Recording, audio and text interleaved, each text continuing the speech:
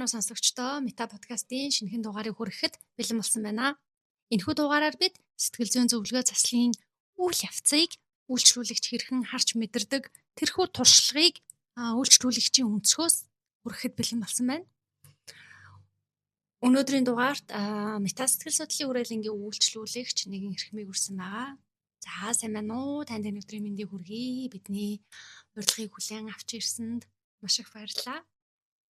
За тэгэхээр таны хувьд сэтгэл зүйн үйлчлэгийг хэр удаан хугацаанд авч байгаа вэ? Энэхүү үйлчлэгийг авч эхэлсэн одоо туршлагаасаа хуваалцвал. Миний хувьд одоо яг мета сэтгэл зүйн хүрээлэнтэй холбогдоод үйлчлүүлэгч болоод яг жил 2024 оны 19 дугаар сар 10 дугаар сараас хойш болж байна. Тэгэхээр одоо энэ чинь жил хагас болсон гэсэн үг. Одоо энэ хугацаанд ер нь бол заримдаа 2-7 хоног, заримдаа 3-7 хоног, заримдаа 4-7 хоногийн ингээд тавтамжтайгаар ер нь бол өдөрт хүртэл тогтмол сэтгэл зүйн зөвлөгөө авч байгаа. Үйлчлэгээ ер нь яг хизээ одоо яг яагаад авч эхэлсэн юм бол дээрэс нь та яг хандах сэтгэл зүйчээ хэрхэн сонгож хандсан бэ? Ер нь хэр их одоо судалгаа хийсэн юм бол? Манай гэр бүлийн хувьд гэх юм одоо бид тэнцэнээс эхлүүлээрээ ойлгомжтой болов гэж бодож байна.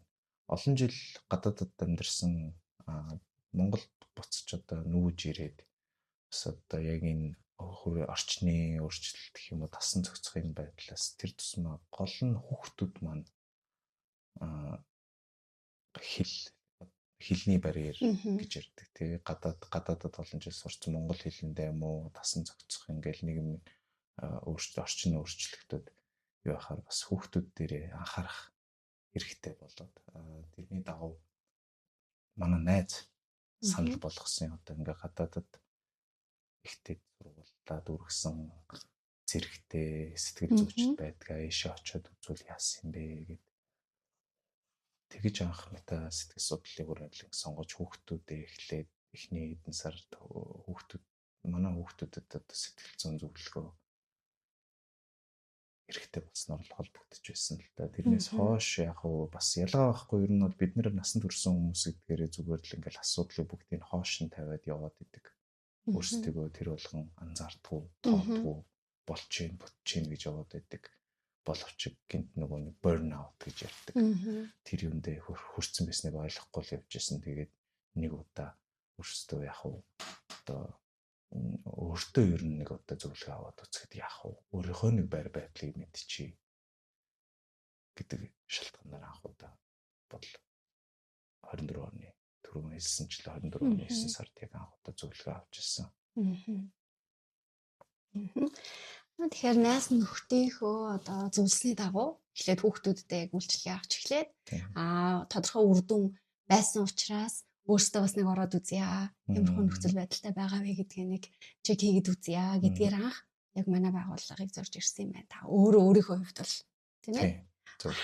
За тэгэхээр та өмнө нь ер нь яг сэтгэл зүйн эрүүл мэндэд хэр одоо анхаардаг, энийг чухалчилж үздэг, ач холбогдол өгч одоо зориулт гаргадаг хүн байсан юм бол өмнөх яг нэг ер нь бол сэтгэл зүйч гэдэг юуг яг тийм дэлгэр утгаараа өргөн утгаараа нэгсэн ойлгож мэддэггүй байсан ч гэсэн биднэрт одоо дэлхийд даяар нэг ковид гэж нэг үг юм боллоо шүү дээ тийм. Ялангуяа бидний байсан гадаадын оронд болонгод хөл хорой тогтоогоо тэр тусмаа эх орноосоо холоогоо төрөл төрөлд аав ээж нар хамаатан саднуудаас холоогоо хүмүүс их ганцаардсан юм билээ. Тэгээд удаан хугацааны турш тийм юунд одоо хөл хоройнд байх үед янз бүрийн л одоо юм даван дуулна гэдэг шиг л тэгэл. Тэгээд тухайн үед угаасаа амьдарч ирсэн оронд маань яг тэр сэтгэл зүйн зөвлөгөө гэдэг зүйлийн одоо юу гэдэг нөгөө төрөөс татаас гэж ярьдаг тийм. Тэр хэмжээгээр бас ер нь бол эрүүл мэндийн салбартаа нэлээд анхаарч эхэлсэн учраас хичнээн үнэтэй үйлчлэгийг төрийн дэмжлэгээр биднэрт олгож эхэлж ирсэн. Тэрүүгээрээ тэр давуу талыг одоо юу боломж гарч ирснээр бид анх удаа бол ер нь сэтгэл зүйчээс зөвлөгөө авах гэдэг зүйлийг ойлгож эхэлсэн л дээ. Тэгэхээр сэтгэл зүйн зөвлөгөө гэдэг зүйл бас нөгөө хэрэгтэй зүйл юм байна гэдэг өнцгөөс нь гэх үү эсвэл яг тэр яг үйлчилгээг утга учирыг нь ойлгосон. Өдийг хүртэл яг тухайн үедээ юу гэж дүгнэх байсныг би сайн мэдэхгүй л дээ. Гэхдээ намааг нэг ингээд ямар нэгэн байдлаар хин нэгэн шүүмжлэхгүйгээр сонсож байна гэдэг өөрөө бас их гоё зүйл тухай санагдчихсан. Би тэр хүнд өөрийнхөө дотор болоод байгаа өөрөө ойлгохгүй байгаа. Ойр дотныхондоо хэлэхээр одоо юу гэдэг мэдээж хүн болгон юм чи өөрийнхөө үзэл бодлыг хэлэхгүй. Тэр чинь тэгэл тийм юм биш үү гэдэг харах өнцгөөс ханддаг тийм үг. Одоо яг мэрэгжлийн үнтэй ярих чинь тэрийг аль болохоор миний нөгөө оронд байр сууринд өөрийгөө тавьж үзээд надтай тэгж ярилцсан энэ ийм юм биш үү гэдэг зүйлийг чи тэгээч гэж хэлдэгтэй. Тэгээ тийм биш. Энэ ийм юм биш үү? Чи энэ дээр юу гэж бодож байна гэдэг ч юм уу. Та энэ дээр юу гэж бодож байна? Одоо нэг тэгвэл юу яач дараагийнхаа уулзалт хүртэл нэг тийм юм бодож байгаад ирвэл яасан. Тэр талаас нь хараад үзвэл яасан гэдэг ийм хүний онцлогоос нь мэдээж мэрэгжлийн хүмүүс юм чи те өөрийн онцлогоос нь шалтгаалаад за энэ хүнд нэг иймэрхүү байдлаар ойлгомыг ойлгуулвал арай нэг жоохон өнцгийг тааруулж өгвөл гэдэг тэр зүйл их таалагдчихсан л та. Яг нөгөө мэрэгжлийн хүний үйлчилгээ гэдэг өнцгөөс байна шүү дээ тий. За тэгвэл нөгөө анх нэг үйлчилгээ аваад үзье гэж ирэх үед танд юу нэг одоо тодорхой нэг юм хүлээлт юу байсан болов уу? Хүлээлт гэсээр ер нь жоохон айцл байсан юм болов. Дахиад ингээд одоо Монголд яадаг юм болж гэдэг юм уу те. Эсвэл нэг тийм бишүрхэх гэх юм уу. Ер нь нэг одоо тэр тусмаа арай илүү одоо ер нь сэтгэл зүйн зөвлөгөө одоо миний зүгээр ойлголт орш шүү.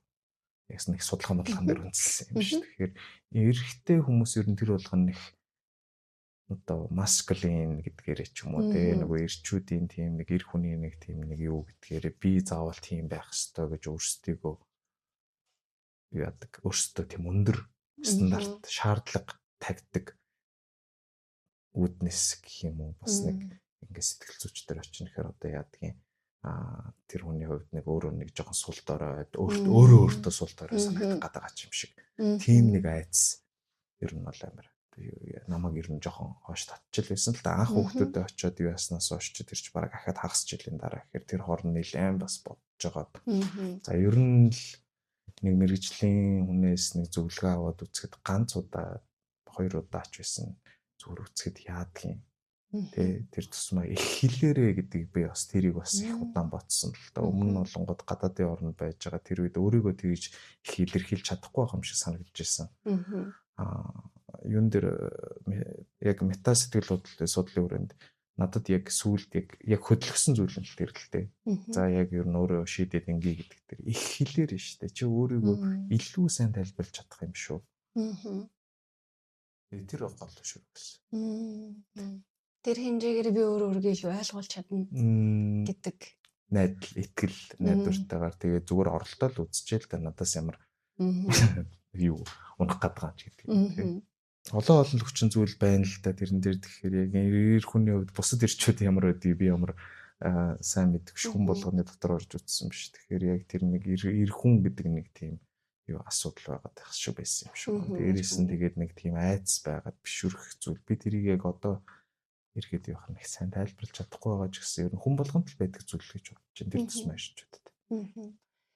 Тэгээ нийтлэг ер нь бол одоо зөвлөгөө засал орноо гингүүд тий би өөрийнхөө амьдралыг одоо хэн нэгний өмнө ингээ бүтнээр нь ингээ тооцох гэдэг маань өөрөө бас их юм зөрөг шаардсан зүйл байдаг. Тэгээд түнчлэн бас яг эрэгтэй хүмүүсийн хувьд ялангуяа тэгээ нэг сул дараа гэдэг мэдрэмжийг асар их авах юм шиг санагддаг учраас асар их айц байдаг. Тэр хэмжээгээрээ тэр айцаасаа нөгөө зөвхтөх үйлчлүүдийг хийгээд удаа явах тохиолдлууд ерөөхдөө байдаг гэж нийтлэг хүмүүс ярьдаг.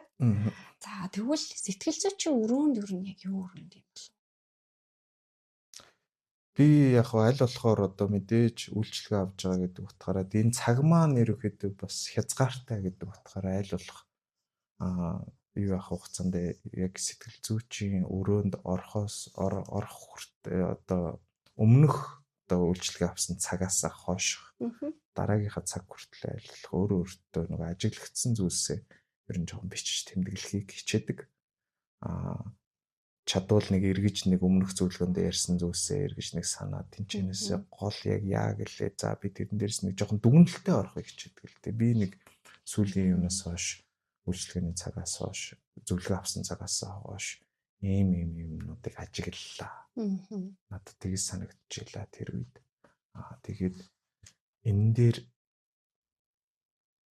эхлээд яг өөртөө тохиолдсон, өөртөө санагдчихсэн, бодогдчихсэн. Тэгээд тэр бүх мэдрэмжүүдээ ингээд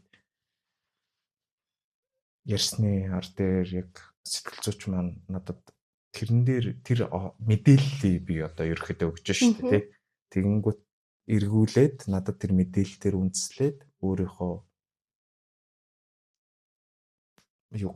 анализыг яг надад ойлгох хэлээр хэлнэ гэдэг бас яг тэр ер нь хамгийн гол процесс. Одоо үйл болж байгаа үйл явдал нь тэр нь л байгаа л та. Гол процесс. Та ганцаараа тэнд ингээд нэг юм мэдрээд юм уу яриад ах биш. Эргээд ямар нэг байдлаар тэндээс нэг юм фидбек авч байгаа. Тий. Хэлбэр нь танд нэг юм өөр хөгжил эсвэл нэг юм өөр өнцгийг бий болгоход туслаад байгаа юм байна. Нэг талаар бас тийм яг нөгөө талаар болохоор хоёр зүйл болчиход байгаа байхгүй. Мэдээж надад өгч байгаа фидбек байгаа. Бас тийм юм шиг байна гэх. Тэгээд тэр харилцан ярианы хооронд үүсэж байгаа тэр нэг бас юу байгаа. Одоо яг би санаагаа би мэдээлэлээ өгөөд эргүүлээд таны хэлж байгаа шиг фидбек гэдэг хэлж байгаа тийм. Тэр хооронд яг энэ санал солилцох төвшөнд гинт дундаас нь ургаж гарч ирээд үгүй сайн нэг тийм гараад ирэх юм. Гинт ингээ ярьж явах хооронд нэг юм бодогдох юм. Гэдэг тэр бас дон гэдэг нэг юм дээр бидний Google ингээ нөө баг ингээ нэг чийдэ асдаг шүү дээ тийм. Гэдэг нэг тийм гинт тийм хизээч бодогдож байгаагүй, хизээч санаанд орж байгаагүй тийм. Одоо сэтгэл зүйч бит хоёрын хооронд нэг тийм холбоо үүсэж байна гэдэг шиг тийм гэрэл асхан тэр яг тийм нэг одоо англиар нэг аха мөч гэдэг шүү дээ. Тэрэн шиг бас тэр зүйл үүсэх бас тэр одоо юу мөр юм дээ тий. Яг ийм хоёр гол зүйл бас болоод байгаа юм шиг надад бол миний яг өнгөрсөн энэ жил хасын хугацаанд ажиглагдаж ирсэн л. Эхний уулзалтууд дээр одоо хүмүүс юунд тасахад хамгийн хэцүү байдаг юм бол? Нээлттэй байхад их хэцүү. Хамгийн гол зүйл би буруу ярьчих болов, зөв ярьчих болов гэдэг ч юм уу. Тэ энийг би юу нь ярьж болох юм болов, гүн болов гэдэг эргэлзээ. Тэгэнгүүтээ миний хувьд хамгийн гол байсан юм гэх юм бол би одоо ингээ хэлчихээр энэ хүн намайг юу гэж бодох бол гэдэг тийм сонин бас бодлоод толгой дотор их төрдөг байсан. Ялангуяа эхний нэг 6 сарын хугацаанд гэх юм уу та. Тэгэхээр би зүгээр миний олзуурхдаг юм болохоор сэтгэл зүйчтэйгээ би яг эхний нэг хэдэн 2-3 сарын хугацаанд өөрөө ч яг чадхаараа хичээсэн. Тэгээд яг тэр нэг түрүүний ярьсан тэр нэг холбоог тий хоорондын нэг тэр нэг холбоог ярилцаад би нэг ойлголцоо дундаас нь дээр юм гаргаж авах юуг ингээд бий болгож чадсан болохоор өдий хүртэл яг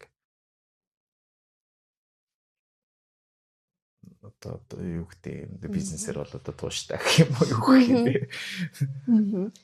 Илүү удаан хөө одоо үйлчлэгээ маань үргэлжлээд явж байна. Энд нэг ер нь нэг тийм special bonding гэдэг шиг нэг тийм онцгой бас нэг тийм холбоо харилцаа яг ялтчгүй байгаад байдаг. Заримдаа нэг мэдхийн одоо бараг л тэр цагаа хүлээсэн суудж байдаг ч юм. Тэрийг нэг би нэг ийм юм болоод харчлаа штэ өөрийнхөө сая өнгөрсөн юуны зөвлөгөөний цагаас хойш тэр нэг өөртөө төрж байгаа өөрийгөө ер нь эцсийн бүлэгтээ зүгээр миний хэлэх гээд байгаа юм болохоор миний тэмдэглэмээр байгаа юм тэмдэглэж хэлмээр байгаа юм болохоор хүн ер нь өөрийгөө ойлгох гэж сэтгэл зүйч дээр ирж байгаа. Өөртөө тохиолдож байгаа саад бэрхшээлүүдийг амьдралын сорилтуудыг ямар өнцгөөс харах уу гэдгийг ойлгох гэж хэцүү байгаа бол тэр хэцүүг яаж даван туулах уу гэдгийг ойлгох гэж ирдэг болов гэж би бодож байгаа учраас миний хувийн туршлагаа үүднээс тэгж бодож байгаа. Амьдралын туршлагаа үүднээс тэгж бодож байгаа учраас тэр нэг холбоо нөрөө энэ зүйлийг их онцгой болгож өгд юм болов. Тэгээд нэг ийм болоод ажиглалтай энийг очиод хэлэхээр бид хоёр ингээд энэ тал дээр ямар дүн шинжилгээ хийж чадах бол энийг мархуу байдлаар хоёр талаас ярилцаж харилцаа ойлголцох. Тэр их хүлээлтийг бас зөвлөгөөний цаг гэж үсгэсэн л байдаг л та. Тэгэхээр тэр нэг холбоо гэж тэгж штэ нэг юм үгээр илэрхийлж яг ингээд нэг тайлбарлаж хэлэхэд хэцүү гэх юм уу тий. Тэгэхээр тэр холбоо байсан учраас бид хоёрын зөвлөгөө, цэцлийн үйлчилгээ өнөө хүртэл ингээд үргэлжлээд байгаа юм байна. Тэр холбоо байсан учраас таны анх эрэхтэй нөгөө танд байсан тэр айдас гэдэг юм уу, болгоомжлол гэдэг юм уу тий. Тэр бүхэн ерөөхдөө ингээд баг багаар ингээд тавигдсан юм байна гэж ойлгож болох уу? Тэгвэл одоогийн таны нөхцөл байдал ер нь яг төвшин байна. Одоо ч гэсэн хаяа яг тийм нэг юунууд бас гарч ирээд байгаа юм шиг санагдаад идгийн зүгээр хичнээн одоо хүн болгоны л асуудал одоо хүн төрөлхтний human асуудал тий. Заримдаа нэг юм хэлэхээсээ нэг жоох ингээд сонин ичгч юм шиг нэг тиймэрхүү мэдрэмж авахгүй юм уу заримдаа гардаг л. Гэтэ мэдээж анхныхаа бодвол нөгөө тэр болгоомжлол яг тэр өөрийгөө нээгээд энд ингээд тавьчихаар энэ зөв буруу юу гэдэг ч юм уу тэр эргэлзээ бол байхгүй. Тэгээд яг ингээд зөвлөгөөнөөс зөвлөгөөний хооронд ингээд дахиад дараагийн ингээд явах тусам л ер нь нэг шинэ зүйлийг олж хараад шинэ зүйлийг ингээд юу яаж байгаа тэр мөч болгон бас энийг бодлом илүү тийм онцгой болгох юм болов. Уулзалт бүрийг бүрийг өөртөө хийж байгаа тэр нээлт бүхнийг хана шүү дээ. Та түрүү нөгөө хэлсэн л дээ. Сэтгэл зүйн зөвлөгөө үйлчилгээ гэдэг маань зөвхөн нөгөө өөртөө хийгээд байгаа харилцаа юм байна гэдтэй. Тэгэнгүүт одоо энэ одоо зөвлөгөөний үед ингээ гарч байгаа нэг мэдрэмжүүд байгаа шүү дээ. Тэгвэл энэ нь нөгөө сэтгэл засалч мэрэгжилтэн маань байгаа учраас та тэгж байгаа юм уу? Аль эсвэл та өөрийнхөө хувьд тэр мэдрэмжүүдийг одоо өөрөөсөө гэдэг юм уу? Мэдрээд байгаа зүйл юм болов уу? Мэдээж сэтгэл засалж байж байгаа учраас л би тэрийг дүгнэлт хийж байгаа санаа л да. Өдөө яг жил 6 сарын хугацаанд эргээд харахад би яг энэчнээс юу болж авсан юм бэ гэхээр надад юмыг тэг гэж зааж өгөөгүй. Зүгээр эргүүлээд энэ та өөрөө байна гэдэг тэр толь гэх юм. Өөрийгөө ойлгох тэр толь болж өгсөн юм шиг санагддаг. Тэгэхээр мэдээж мета сэтгэл судлалын хүрээлэнгүүгээр өөрийгөө ойлгох гэдэг бол миний хувьд одоо боломжгүй зүйл байсан гэх юм. Тэгэхээр зөвлөгөөний туршид өөрийгөө бүтнээр нь тань сайлбар. Танжил яваа хэлбэр. Энэ чинь яг би байсан юм байна шүү дээ гэдэг. Би ер нь ингээл лээдэг байсан юм шүү дээ. Ёо насан туршдаа одоо юу хийж явсан юм бэ? Би ер нь яах гал ингээл иймхэн ингээл ойлгочих байсан юм. Насан туршдаа яагаал ингээл хийгээ яваад байсан юм бэ гэдэг нэг тийм. Мэдрэмжийг авчлаа явна л та. Тэгэхээр энэ бүхэн нөгөө нэг энэ үдийн хугацаанд ингээд явсан энэ процессуудын үр дүн дүгнэлт байгаа шүү дээ. Тэгэнгүүт тухайн процесс бүр өөрөө дандаа гоё, дандаа юм excited бас байгаагүй юм болов уу? Мэдээж. Тийм нэг туггүй санагдсан ч юм уу, явгүй санагдсан ч юм уу, магадгүй хаяада зүгтмаар санагдсан. Тэдгээр үеуд ер нь хэрэг танд бай. Бас тэдгээр үеүүдийг та хэрхэн давж гарсан бол тэр үеүүдэд таныг нөгөө пүшилсэн зүйл байсан. Бидний ер нь өдөр тутмын амьдрал яг л ямар байдаг тий. Тэгэхэд ингээд миний зөвлөгөөний цаг болгон бараг тэрнтэй тарьцуулаад үзэхэд ялгаагүй юм шиг. Заримдаа яг өөрийн чинь сайн хийсэн шиг ирмээргүй юм шиг үе. Тэгэхээр магадгүй бодвол тухайн үед хүн өөрийгөө жоохон буруутгацсан явж идэм болов. Заримдаа болонгот орж ирэхдээ бүр нэг ядгаа барцсан. Одоо яана гэсэн орж ирэхгүй байна. Тэгэхэд тухайн үед одоо яана гэж орж ирэхдээ зүгээр тэр дараагийн юу болох биш, зүгээр л өнгөрсөнд яг ингээд эргүүлээд тэр хэцүү санагдаж байгаа мэдрэмжээсээ хэрхэн салах вэ гэдгийг тийм төсөлцөө. Заримдаа болонгууд яг зөвлөгөө хоорондох цагаа хүлээж авах хоорондоо ингээд нэг дэшээ доошоо ингээд баахан савлцсан байж ирсэн нь тэгснэ яг зөвлөгөөний өмнө бүх юм амар гоё ингээд өөрөө амар айтайхан болгоо шийдсэн юм шиг тийм инээдтэй үед ч байна. Эсвэл бүр баяртайгаар орж ирээд бистэ гэсэн байхгүй юу гэсэн чинь тэгээд тэгэнгүүт одоо ингээд яг ийм дүгэлтэнд өрчээ сууж ийн гэдэг нөгөө юу юм бэ тийм нэг үрдүнгийн хилцэх маягтай тийм эрэг үрдүнг хилцэх маягтай тийм үед ч бас байна. Тэгэхээр яг л бидний өдөр тутмын амьдрал ямар байдаг вэ? Зарим өглөө босоход босмооргүй ажилдаа явмааргүй юу ч хиймээргүй зүгээр л өөрөөр баймаар эсвэл бүр бүх юмнаас цухтаамаар байдаг шүү. Миний яг ингээд юуны сэтгэл заслын зөвлөгөө авах цаг маань ч гэсэн бас яг түүний амьдралтай харьцуулахад тиймэрхүү л байсан бол өөр бүхэл өдөр болгоны эрх цаг авах тоолонд энэ тийм нэг хийж байгаа. Дандаа өсөөд сайн байсан бас биш. Дандаа бас уруудаад байсан бас биш. Бүгдээрээ л тийг ээлжилж солигдож явжсэн байх гэдэг шүү дээ. Заримдаа нэг асуудлаа 2-3 зөвлөгөөний цаг дамжуулаад ярьсан ч байт юм уу тий. Дахиад энэ нэг л болохгүй байна. Энэ нэг л мэдэхгүй. Би нэг л ойлгохгүй байна гэсэн юм гарч ил байсан.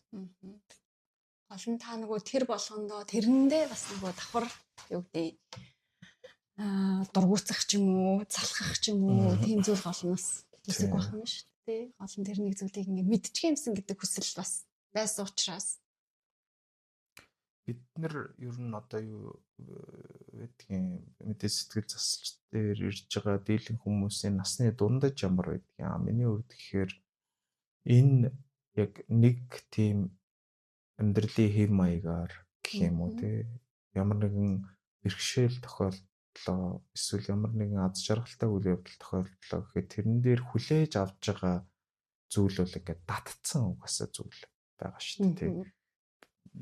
Нөгөө юм болохоор нэг ингээл асуудлыг шийддэг гэдэг нэг тогтсон арга барил тэрийг насан туршдаа одоо ингээд дадал болгоод хөвшил болгоод ингээл юмыг нэг тийм нэг өөрөөр туршиж үздэггүй байдал юу байдаг болов түгээмэл байдаг болов.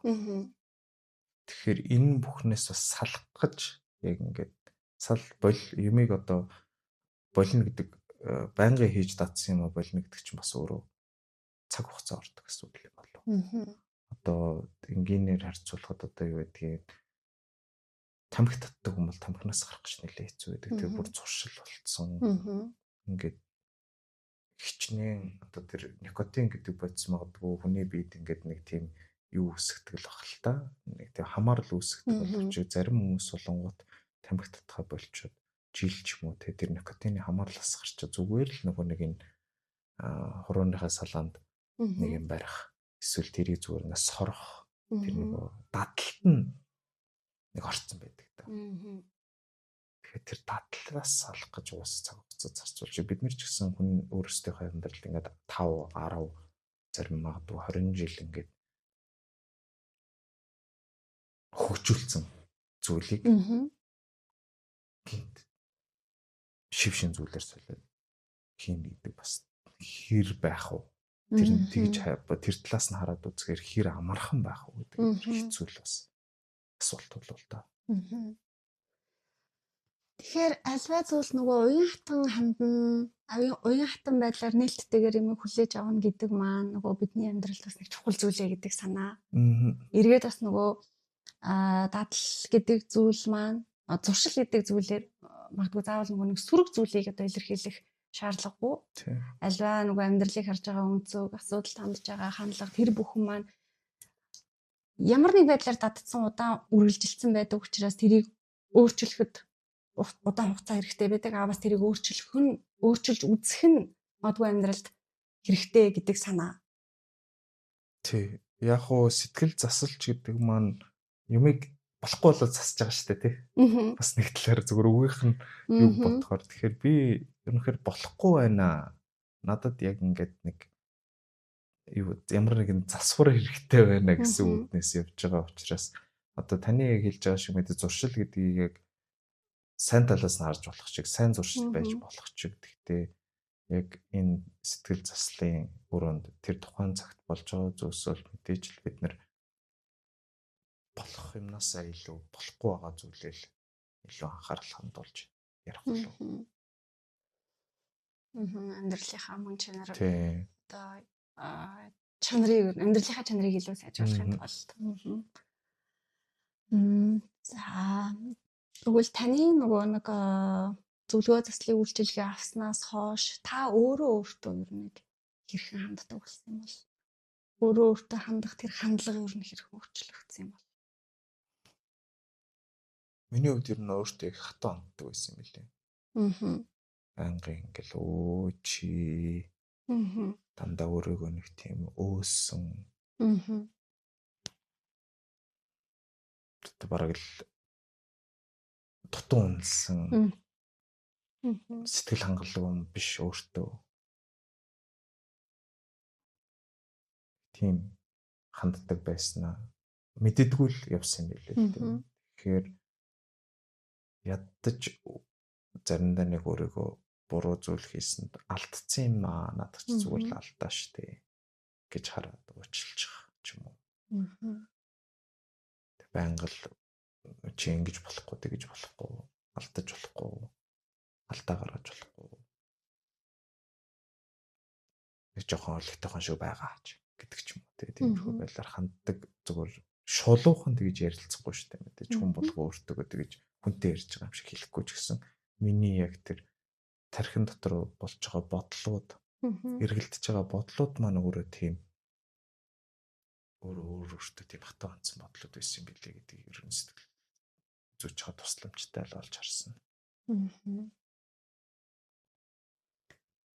Энэ нөхцөл байдлаа та танд мэдснээр яг юу өөрчлөгдсөн бол?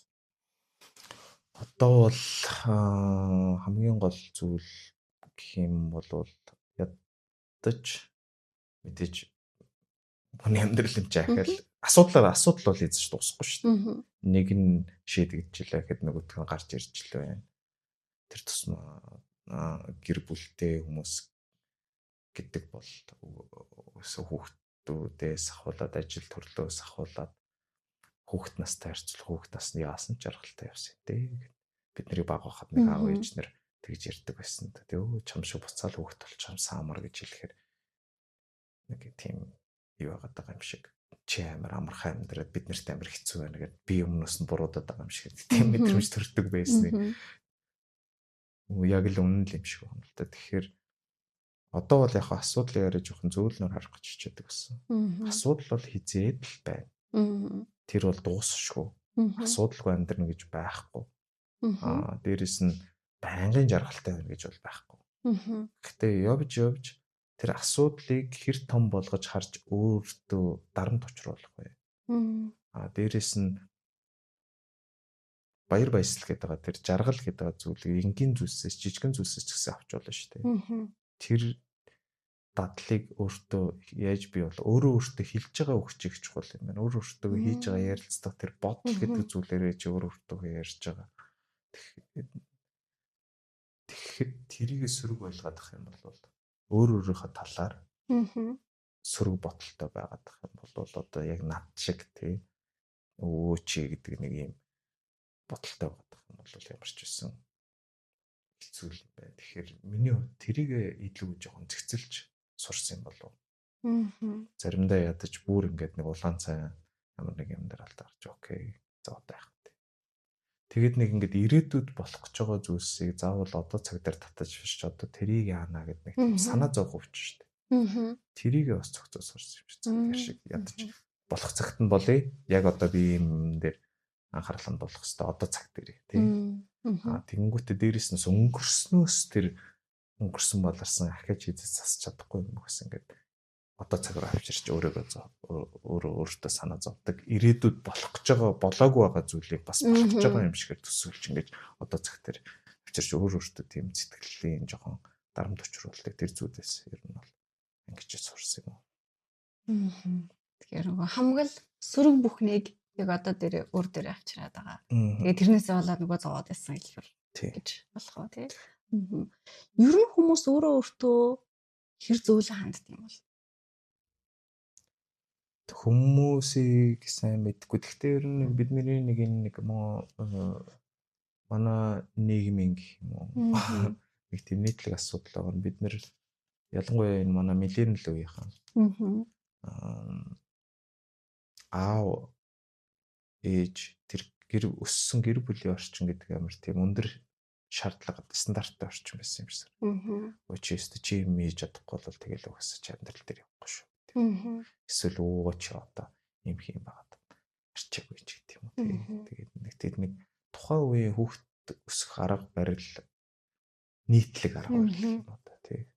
Тэгэхэд одоо юм болоо өөрчлөгдөж байна шүү дээ. Одоо бол ядчил хүүхдийн сэтгэл зүй ярьдаг боллоо. Хүн болгон сэтгэл зүй ярьдаг болж байна. Тийм нийгэм өөрөө угаасаа тэр чигээр өөрчлөгдөж наадах чи стрессдсэн байна. Бидний ч хувьд стресстүүлээд ах юм гэдэг нь зүгээр л уур хүрхийг л ярьдаг байсан шүү дээ.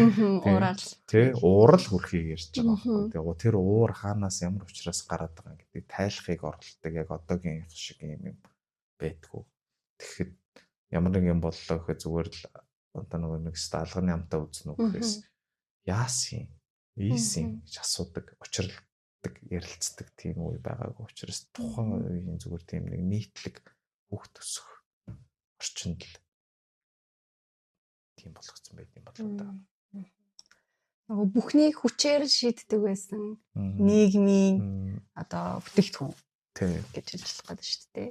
Тэгэхээр мэдээч хэрэг яг тэр үеэс чинь бид нарт яг тэр л орчин нөхцөлд нөгөө тохирсон гэдэг юм уу, тогтсон хандлага, итгэл үнэмшил маань бий болцсон байж таарч шүү дээ. Тэгэхээр яг тэр нөгөө тогтсон хандлага, итгэл үнэмшлийг өөрчлөх нь бид нэр эргээд юмсыг хүлээж авах, харах тэр өнцгөө өөрчилж байгаа гэлбэр. Тэрүүн дээр ажиллаж байгаа учраас.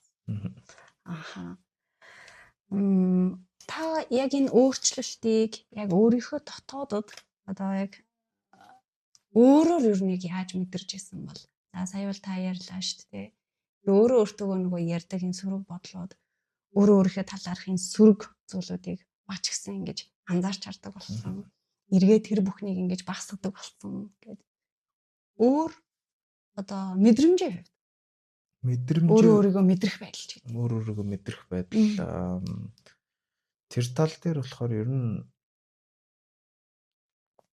миний хувийн яг бас нэг юу гэх юм бол асуудал тохиолдохоор аль болох тэрийг хурдан шийдэх гэж яардаг. Нөгөө тэр нэг асуудалтай байна гэдэг мэдрэмжнээс өөрөө угаасаа цаанаасаа тэгээ цухтаасан нэг тийм байдалтай байдаг гэх юм. Асуудал хизээд байна. Асуудалтайгаа ингээд хамт нэг оршоод нэг төрсүүлж чаддаггүй гэх юм уу тийм. Юмд заавал ингээд нэг яардаг. Зарим юмд чинь нэг цаг хугацаа хэрэгтэй байдаг. Эсвэл хүнд ямар нэгэн асуудал тохиолдоод гинт ингээд нэг ингээд түргэн аавна гэж яриад байдаг шүү дээ бид нэр тийм. Тэрэн шиг гот тэр ч одоо нэг өсөнд паникнд л орж ирэх юм уу да. Тэгэнгүүт хүн ямар нэгэн тийм нөгөө ултай суурьтай шийдвэр гаргадаг шүү дээ. Шууд тухайн үед ямар нэгэн байдлаар одоо юу гэдгийг асуудлыг шийдэх гэж яадаг. Шийдэхдэггүй бол юу гэдгийг гарч наригддаг ч юм уу. Ямар нэг байдлаар одоо алкогол нэг хэрэглээ ч гэдэг юм уу те. Эсвэл гараад нэг тамхитаа зогсдог ч юм уу нэг иймэрхүү байдлаар бошгон шиг шийдэл бошгон шиг тайвж ярих гэдэг нэг тийм адгүй нийтлэг нэг тийм адгүй зан байсныг одоо болохоор илүү за байж за эсвэл яг тэгээд тийм нэг хэцүү байдал орох гэдэг байвал за түр мартчих гэдэг нэг би нэг тайвширчаад эргээд бодъё гэдэг нэг жоохон тийм юмд нэг тийм нэг жоохон уйлтаас уртаа хандах шийддэг болсон юм уу. Тэгээ тэр нь эргүүрээ яг таны асуултанд юу гэж хариулах гээд байна вэ гэхээр тэр нэг түгшүүрүүд тэгээ тэр нэг сөрөг юмнууд ингээ ороод ирэхээр аяндаа ингээ мэддэг болчихдээ юм шиг. Тэ. Нөгөөдөг ч ороод ирлээ шүү гэдэг нэг тийм Окей, хоёлаа тэгэхээр чи яадаг үлээ гэдэг. Ядаж нөгөө нэг дадал болохгүй хичээгээд байгаа зүйлүүд ингээ баг багаар яадаг. Өмнө нь шууд үйлдэл хийгээд тэрүүндээ нөгөө дурдтай Одоо нөгөө реакцлна гэж бид нэр ярьдаг. Хариу үйлдэл шууд хариу дорн шууд хариу үйлдэл ямар нэгэн байдлаар намайг хийж хүн одоо жишээ нь юу гэдэг хамгийн энгийн жишээ гэх юм бол таны нэг хүн амар тийм эвгүй харьцлаа шүү дээ. Амар муухай тийм дайрсан байдалтайгаар гинт ханаас ч юм гарч ирснэ. Тэгэнгүүт бид нар яадаг үлээ эргүүлээ шууд өөрийгөө хамгаалаад юу яриад байгаа ингээл хэрэлдээл муудалцаал эхэлдэг. Гэхэд зүгээр миний яг өөртөө сүүлийн үед яг ингээд явах гэдэг юм би яхаар заавал энэ дээр уурлах хэрэгтэй үлээ. Энд яг юу болоод байна? Тэгээ эсвэл магадгүй одоо юу гэдэг нөгөө хүний үднэс жоохон харах гэж хичээд байна. Энэ хүн яг өнөөдөр ямар асуудалтай болчиход ингээд байгаа юм бол гэдэг ч юм уу тийм. Шууд над дээр тусч байгаагаар нь биш нөгөө талаас нь харахаар одоо юу гэдгийг арай өөрөөр өнцгөөс хардаг ч юм уу. Ер нь яг ингээ асуудал ямар нэг юм боллоо гэхэд арай өөр өнцгөр харах гэж л хичээдэг байсан. Нөгөө нэг бидний ярьдаг хоорондоо сэтгэл зүйч байгаа цаг дээр ярьдаг юм биш үү? За байж гараа энэ дэр чи яа нэг лээ ч гэдэг юм уу? Энэ дэр чи хоёлаа яхаар ярьлаа. Юу нь ямар гоё тийм зөв шийдэл байна гэж яалаа гэдэг тийм. Тэр завсрыг олж харж сурсан. Одоо нэг иймэрхүү жижигхэн одоо нөгөө бидний юугаар ярьдаг soft skill гэх юм те нэг тийм нэг жижигхэн хөөрхөн тийм нэг юм юмтай болчдөг л бэлээ. Гаднаас нь харахад зүгээр л нэг юм процесс болоод өмөрж байгаа юм шиг боловч яг дотроо мэдрэгдэх байдал нь бол тэнд ингээд дунд нь бас нэг юм том орон зай байгааг. Нэг түр ингээ азнаад бүхнийг ингээд анзаарах тийм чадварт суралцсан. Ярих одоо ингээд сонсох их энгийн шүү дээ. Одоо магадгүй танай подкастыг сонсож байгаа хүмүүс одоо нэг тийм энгийн зүйл шиг сонсдог гэж боддог. Гэхдээ би яг энэ миний хувьд өөрийн хувьд бол ийм дотор болж байгаа процессын хувьд тий тэгээд ямар нэг ингээ өөрчлөлт гарахад дотор болж байгаа процессын хувьд дотор хүний маань хувьд тийм маш том зүйл болоод идэг. Тэгээ зарим хүмүүс харахтаа мэдээж хүн болгон өөр ингэсэн одоо сайн хэлдэг скиллтэй. Одоо миний чаддаг юм тэр хүн чаддаг байлаа тэр хүний чаддаг би чаддаг ч юм уу тэр хүнд амархан санагддаг юм надад их хүнд санагддаг ч юм ингээл хүн өөр учраас би яг хувийнхаа өөрийнхөө туршлагаас хэлэхэд бол би яг тэр орон зайг олж хардггүй. Ер нь бол асуудал тохиолдоход орно шийдэх гэж яардаг. Эсвэл ямар нэг юм боллоо гэхэд эргүүлээд зүгээр ингээ реакцлал гаргачдаг ямар ч тийм бодлохгүйгээр ер нь юм жоохон адгүй маягийн тийм юу хүнэлтэй байсан л да. Тэгэхээр хариулт үзүүлэхээс өмнө тэнд нэг түр анзаараад нөхцөл байдлыг бүтнээр нь таних тийм нэг орон зай хэмжээс ороод нь шүү дээ. Тэрүүнийхээ дараагаар юу энгийнээр хэлээд юу гэх юм бэ? Та надаас нэг асуулт асуулаа шүү дээ. Тэгэнгүүт би эргүүлээд хариулахдаа хүн гэл нэг амьсгаа авдаг үстэй. Шууд ингээд хариулах гээд тэр хооронд надад тийм бодох орон зай жоохон тачирхан байсан юм шиг. Тэгэнгүүт яг тэр амьсгаа авчаад түр заа яж гараа. Жоохон ингээд хэсэг хугацаанд надсан жагаад эргүүлээд хариулт хэлэх нэг тийм орон зайг л бий болгосон гэж хэлээд байгаа санаа. Тэгэхээр маш жижигхэн юм шиг боловч энэ өөрөө нөгөө бүх зүйлд хандах хандлагт маань бас маш одоо маш томор нөлөөлөх. Эргээд нөгөө маш жижигхэн дадлал боловч эргээд нөгөө таны одоо танаас гарч байгаа бүх шийдвэр сонголт бүх үйлдэл бүхэнд нөлөөлж байгаа зүйл байна шүү дээ. Одоо тэгээд хамгийн юу жишээ бол одоо жишээ нь Улаанбаатарын төгжрэл ямар хэцүү вэ? Төгжирч ядаад ингээд ажиллаа амжихгүй ч юм уу те эсвэл ядарчаад хармаар байхад ингээд төгжрэл гэдэг зүйл бидний амьдрал нөлөө үзүүлж байгаа. Тэр хооронд ядж байгаад хүн болгоо ярьж байгаа учраас хүн болгоо адгах байгаа учраас бие биенийхээ урд урд айрах яах их сигналд харааж ирэх мөрөг асуудлууд гардаг. Би ер нь бол замын төгжрөнд явах юм бас төвчээр муутай хүн л. Тэгэхэд л ядаж л юу гэх юм ямар нэгэн байдлаар нэг миний үнэхээр ингээд төвчээрийг барах гэж байгаа өмнө барж исэн юм шиг юм ижил төрлийн кейс гараад ирэхэд зэнийтлөө нэг хоёрын оронд юмнаас болж одоо өөрийнхөө юуг нэг амгалан тайван байдлаа эвдээд яах уу гэдэг нэг тийм сонголтыг бас ийгээ сурчиж байгаа байхгүй энгийн зүйлтэй шүү дээ. Гэдэг ч юм.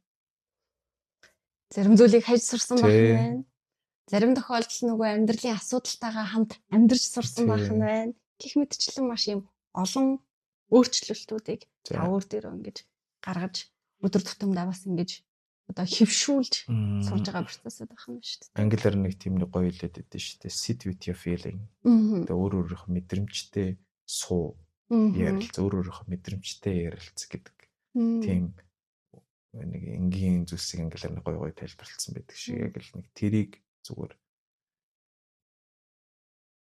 тийм жижиг зүйлсийг л хийж сурсан юм болов. Тэр нь жижиг болоод эргээд нөгөө бүтэн амьдралыг маань босгож байгаа болохоор. Тэг яг ялгаа нь сүултээ харагдаж байгаа нь тэгээд яг тэр дадлуудыг бий болгоод ирэхээр өмнө нь одоо гэдэг тийм зураг тавьчихсан шүү дээ тийм. Тэнгүүтээ өмнө юм байсан одоо юм байсан ингээ харьцуулаад үзэхээр бас яг одоо ингээд гарч байгаа ялгаа нь хүний сэтгэл зүйн байдлын тэр ялгаа яг ижлэх асуудал тохиолдох хандлага би чи энэ дээр ингэдэг болсон юм шүү дээ гэдэг тийм гинт тийм урж ирдэг тийм сонь бодлууд яг л харуулдаг л та тэрэн дээр. За таны өөрийнх нь хувьд яг иймэрхүү маш олон өөрчлөлтүүд гарсан байх нь байна. Тэгвэл таны энэ өөрчлөлт одоо таны эргэн тойрны хүмүүс төр нь яг яаж нөлөөлж байгаа ажиглагддаг? Мэдээж хамгийн түрүүнд гэр бүлийн хүмүүс ч мэдээж бидний өдөр тутам хамгийн ойр дотноо хамгийн их цагийг өнгөрүүлж байгаа юм байна шүү дээ. Ажлын хамт олон бас. Тэгээ энэ хоёр л баг хамгийн их өдөр тутам цагаа өнгөрүүлж байгаа хүмүүс. Ажлын хамт олон ихэнхдээ би өөрөө бас жоохон удирдах төвчний албан тушаал ашигладаг учраас ажлын хамт олон мэдээж тэр болгонод тэр бодлоо хийлээд байх хүмүүс байхгүй л дээ. Гэхдээ зарим нэгэн тэр мэдээж чөлөөт цагаараа ярилцах зүйлээ тэрэн дээр эргээд хэлж байгаа зүйлс нь тийм нэг зарим нь юу гэдэг таныг өөр болчихжээ гэдэг ч юм уу. Зарим нь юу гэдэг ахад хизээ юм байсан таныг сонин сэтгэл санаа ч жоохон онцгүй байгаа юм уу? Ягаад тийм дугаа муугаа? Ягаад тийм 50 байгаад байгаа юм ч гэдэг юм уу? Тэ эсвэл хитрхи их юм бодоод байгаа юм уу ч гэдэг юм уу? Ялгааг үгүйсээ нөгөө янз бүрээр л тайлбарлаж байгаа арга хэлбэр. Гэр бүлийн хувьд гэх юм бол мэдээж хамгийн том өөрчлөлийг мэдэрч байгаа зүйл бол хүүхдүүд. Хүүхдүүд мэдээж биднэрт эргээд аваа та ямар болсон бэ гэж хэлэхгүй ч гэсэн надад ялгааны ээж мэдрэгч чинь гэхээр ирээд одоо ярьж байгаа зүйлс өмнө ингээд нэг жоохон болгоомжлолт зарим юмнууд дээр болгоомжлолдог ч юм уу зарим юм дээр дугаа өнгөрдөг ч юм уу нэг иймэрхүү байсан зүйл тэр хүүхдүүдийн тэр нэг хандлага угаасаа нэг тэр яг ингээд тайлбарлахад хэцүү ч гэсэн тэр хандлага ингээд над хандж байгаа хандлага нэг өөрчлөгдөд байгаа юм шиг тийм танд хандах хандлага тэгэхээр ч мэдээж миний яг би өөрөө тайлбарлаж ярьж чадахгүй ч гэсэн нөгөө өмнө одоо гэдэг шиг тийм ялгаа гараад байна. Тэгвэл та өөрөө өөртөө харилцах энэ харилцааг ингээд зэгцлээд зөвлөж бас сураад байна шүү дээ. Тэнгүүт яг энэ нөхцөл байдал танд бусадтай харилцах харилцаанд бас юм нөлөөлт юм болов уу? Би яг уу ер нь аль болох уг нь хүмүүст хүндэл туслахыг үг нь хичээж л явсан л та. Гэхдээ тэр маань яг одоо ингээд юу ахаар ганц ч гэсэн үн тус олчоосоо. Миний харж байгаа, миний мэдэрч байгаа зүйл ганц ч гэсэн үн хэрэг болчоосоо. Яг тэрийг айл болох би юу гэж хэлж ийнэггүй чи ер нь миний асууж байгаа ганц чадах зүйлээ сэтгэл зүйч дээр очиж ойр дотных юм байна шүү дээ. Намайг мэддэг, намайг ойлгодог хүн бол чи ер нь надаас ялгаар нь харж байна, мэдэрч байна. Ер нь юу гэж боддгоо. Чи намайг эдийн хугацааны турш мэддэг хүн байна гэдэг ч юм уу тий.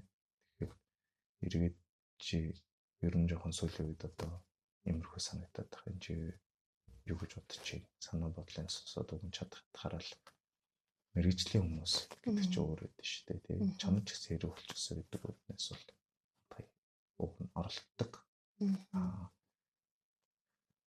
Тэгээд тэрний дээрээс гадна заавал нэг хүн болгон сэтгэл зүйч дээр очиоч гэж хэлэхээс гадна би энэчнээс олж авч байгаа өөрийгөө харах өнцгийг зүгээр тэр хүмүүст чадах хараа одоо санал болгодог гэх юм. Тэгчих гэж хэлэх биш одоо юу чи наатахаа тэгээд одоо юу надад тэр магадгүй асуудал ярьдаа шүү дээ. Наад жоо тийм хэцүү байж тийм үү би миний санааг нэг юм зовоороод тийм үү те миний ойлголтынх нь найс нөхөд юм. Тэгэхээр чиний наатах нэг ийм өнцгөөс хараад үзвэл зүгээр юм шүү. Аль болох заавал юм болохгүй бүтэхгүй гэдэг талаас нь ш.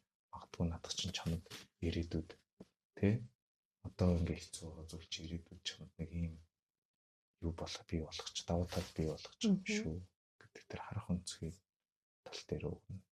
Хэрвээ боломж олдвол хэлтгэл. Тэгэхээр юу эргээд энэгээр ингээд юу гэж хэлэх гээд байна вэ гэхээр би энэчнээс өөртөө олж авсан өөрөөрт хийс хөрөнгө оруулалт гэж шүү дээ. Тийм мэдээж үйлчлэгээ авч байгаа. Өөрөө энд цаг гаргаад ирж байгаа. Өөрөө төлбөрөнд хэлж байгаа чи миний хувьд өөртөө хийж байгаа хөрөнгө оруулалтыг бас чадхад түгэх гэж. Тэ жоохон ч гэсэн ингээд нэг хүний ч гэсэн харах үнцгийг нэг жижиг юм дээр ч гэсэн өөрчлөлт бас яваал та. Тэгэхээр нөгөө юмыг харах үнцэг гэдэг нь бас чухал зүйл байдгийг мэддэг учраас тий ойлгосон учраас өөрөө бас мэдэрсэн. Одоо манай сэтгэл зүйч маань ялангуяа тийг хэлдэг. Яг тухайн мөчөд ямар нэгэн байдалд ингээд тухайн мөчөд ингээд өөрийгөө яг ингээд зогсож байгаа газараа зүгээр ингээд энгийнээр хэлвэ шүү дээ. Зогсоо газараа ячаа чи ингээд өөрөөхөө өөдөөс ингээд хараад зогсож байна гэж бодчих. Яг энэ нөхцөл чамд юу харагдаж байна гэдэг тэр нэг талент ойлгох. Маягаар өөрийгөө нэг ажиглаад үзчих. Яг тэр мэдрэмжтэй түр ингээд хажууд тийш нь тавьчаад. Дан чи үлээ гэдэг нэг юм харах юм. Очиг гэдэг тэр юугаар л хандаж. Тэгэхээр нөгөө өөрөө өөртөөгөө хэрхэн одоо ажиллах гэдэг юм уу харьцах тийм нэг юм техникүүдийг зааж өгд юм уу зөвлөгөөний үеэр техник магадгүй техник байгаа бах. Гэхдээ би бол техник гэхээс илүү одоо хуваас хэлэхэд одоо юу гэх мэдээж техник байгаа. Энэ чинь мэрэгжлийн боловсрол эзэмшээд нэг шинжлэх ухааны үүднээс мэдээж юмнуудыг харж байгаа боловч гэхдээ тэрнээс илүү тэр надад болохоор эргүүлээд мэдрэгдэж байгаа зүйл нь надад ойлгуулж байгаа зүйл нь одоо нэг тийм ямар хэмдэ харах үнцгүй би яг ингээд үгээр тайлбарлаж үсээ явахгүй бодвол гайхал юм. Зүгээр. Харах үнцгийг чинь нэг тийм нэг надад ойлгох хэлээр. Миний ойлгодог хэлээр. Тэрийг ингээд нэг шаардлага биш сонголтоор зүгээр л юм байж болтой шүү гэдэг тэр санааг шидэж өгөх. Тэр нэг санааг шидэж өгөх л техник гэхээс илүү тэр гоё зүйл юм болов. Өөр сонголтыг бий. Өөр бас нэг ийм сонголт байж болно шүү гэдэг хэлбэрийг л үсгэж юм болгоно. Хоёр талтай, гурван талтай, яриа хоёр талтай гэдэг те. Юу гэдэг юм болгоно өөр талтай, сайн талтай, муус талтай гэх. Жишээ нь өнөөдөр тохиолж байгаа онцгой зүйлийг тэгвэл би энд баймиргүй байна. Надад энд амир нэг газар байхад амир хэцүү газар байна. Гэхдээ би энэ чинээс тэгвэл одоо дараагийн удаа би юу болж ах вэ гэхэд хамгийн энгийнээр би дахиж энд ирэхгүй. Бэж болж чинь тэр миний сонголт. Эсвэл дараагийн удаа ирэхдээ ядчил өөр аргаар үзнэ дээ. Тэрийг нэг зүйлтэй яг зөвөрлжил хэлмээр байна л да. Одоо ингээд компьютер тоглоом болгоно болдог доо. Тэгэнгүүт level 1, level 2 гэх нэг дөр 2 доор үегээл явдаг. Бид нэр зүгээр анх ямар ч тоглож үзээгүй тоглоомоо гинт учир зүггүй бүх үеүүдийг нэг оролцоход давчдаггүй шүү дээ. Тэгэхэд нэг үхэл нэг амиа алдаал дараа нь ирэхдээ энэ дээр түрүүж одоо ингэсэн шүү дээ. Одоо тэххгүйгээд яг нэг өөр туршлагаар үздэг шүү дээ. Тэгээд үе ингээд даваад явдаг шиг амьдралаас өөр бас нэг тийм юм шиг. Өдөр тутам тохиолж байгаа зүйлс.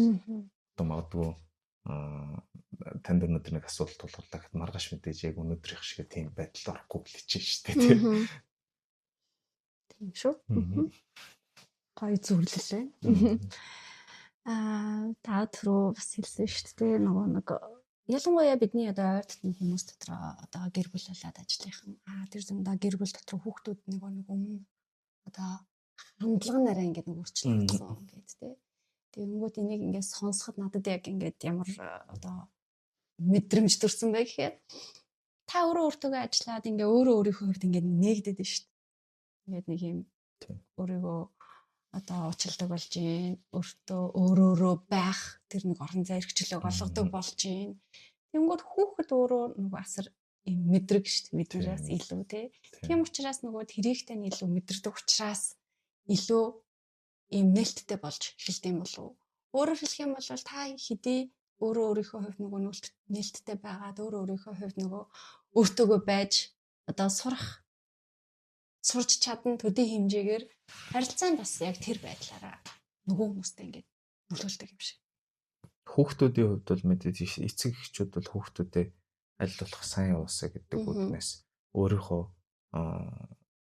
одоо ямар нэг зүйлийг өөрийнхөө харах өнцгөөс наадах болтгүй шүү л гэж хэлсэн шүү дээ. Тэр эргээд бас нэг шүмжил маягийн юм тэр хүүхдэд тавьж байгаа шаардлага маягийн юм шиг өдрөгддөг баг. Тэгэхэд тэр чи одоо нэг үгээр бид нэр ингээд тэр хүүхдийг ер нь бол жоохон нөгөө туршлагагүй бол амьдралын хүүхэд гэдэг тийм үнэлээд нэг юм доогуур үнэлээд байгаа юм болчихж байгаа байхгүй. Гэтэл миний яг тэр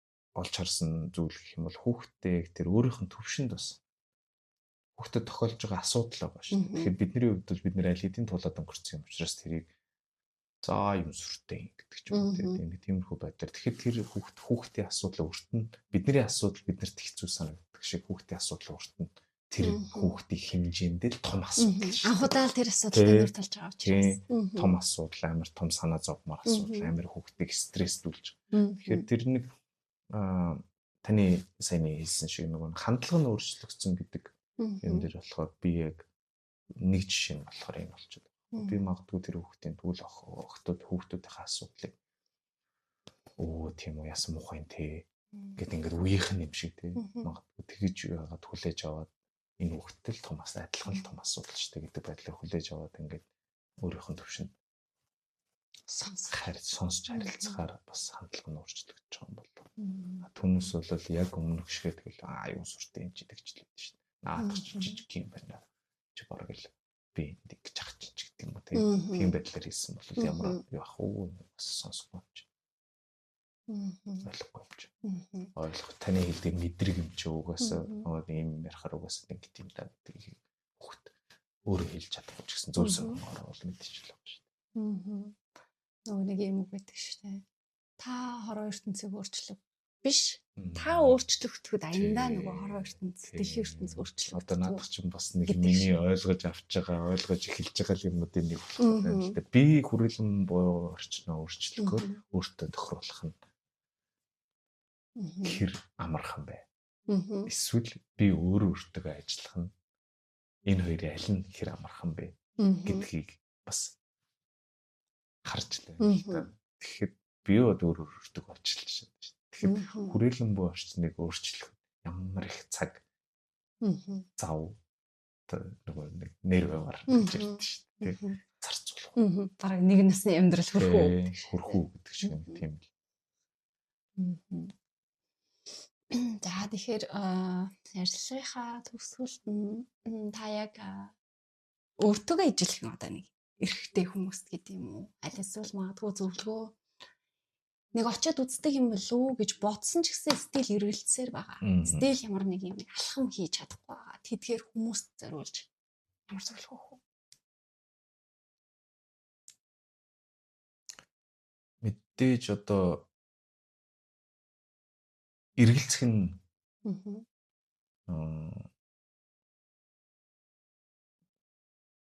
тэдний бол эрхийн асуудал.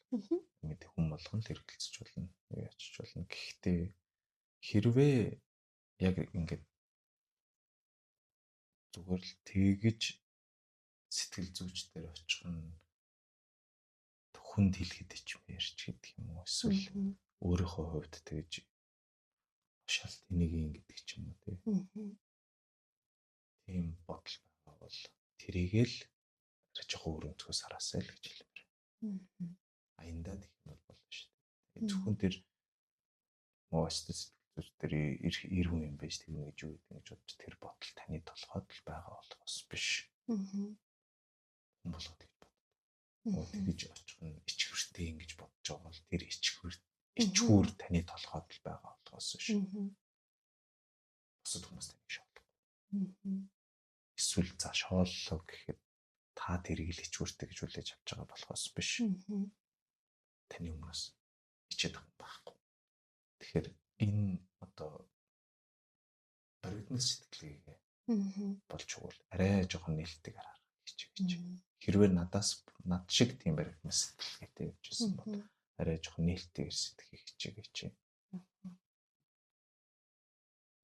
Юм болго учиртай байгаа л оршиж шүү дээ. Тэр шиг сэтгэл зүйч гэдэг мэрэгшил хэрэгцээ нь байсан бол гарч ирсэн. Энд нэг хэрэгцээ байгаа болол бид нэр яаж байгаа. Тэгэхээр эр хүн гэдэг юугаар өөрийгөө битгий. Нэг талаар сайхан зүйл биш гэсэн. Нөгөө талаар өөртөө битгий тийм дарамт өгөөч. Ачаа өөрүүлээч. Би заавал ингэх хэрэгтэй эр хүн гэж битгий тийм ачаа өөрүүлээч. Гэж хэлмээр энэ. Окей, баярлалаа. Харах өнцгөө тэлээд харсан чинь тий дэлхийн ертөнц ямар юм бэ? Амьдрал ер нь ямар юм бэ? Бид нар энгийн зүйлсээс аз жаргалж авах боломжтой юм байна. Асуудал тохиоллоо гэд бид нэр тэрнээс болоод миний амьдрал төгсчихгүй юм шиг байна. Асуудал үргэлж юм хөдөл байхыг хүлээн зөвшөөрөх нь өөрөө бас нэг аз жаргал юм байна.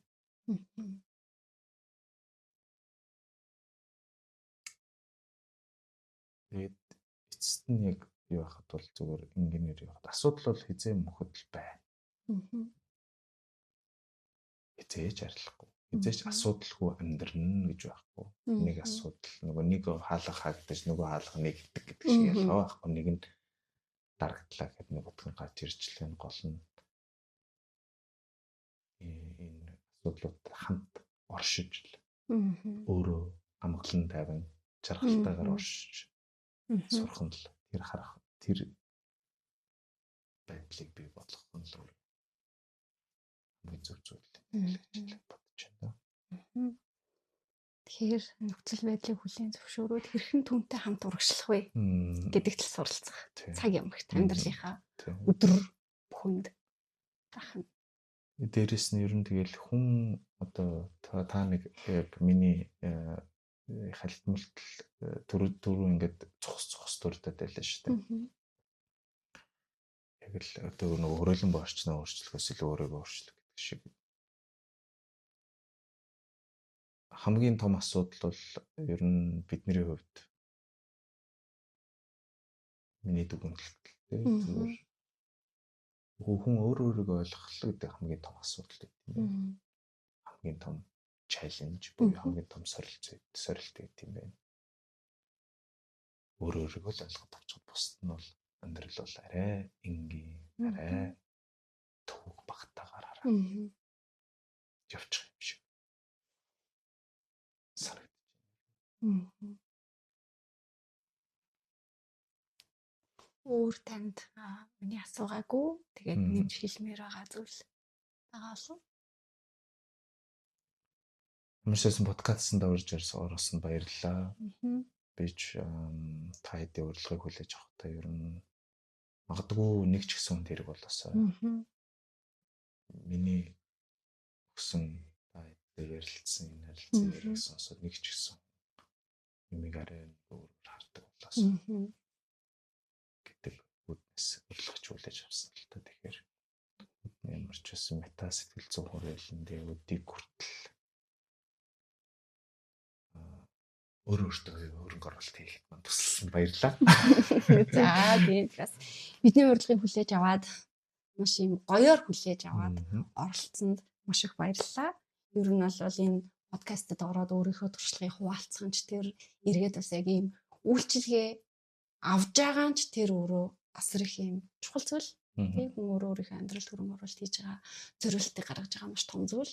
Тэгээ эргээд энэ ярианы туршид яригдж байгаа энэ зүйл зүгээр ингээ яригдаад айгүй амархан юм шиг яваад байгаа боловч яг үүндээ түүний цаана унаж боссон өөртөө тэмцсэн маш олон одоо мөчүүд байгаа шүү дээ. Тэгээд энэ бүхнээ бас ингээд бусдын төлөө гэсэн сэтгэлээр хуваалцж агаад бас энэ дээрээ өөрийнхөө одоо үнэтэй цаг хугацааг зориулж байгаа танд маш их баярлалаа. Тэгээд таны ярьсан бүхэн хин нэгэнд ямар нэг одоо гэдэг нэг инсайт өгөх баха.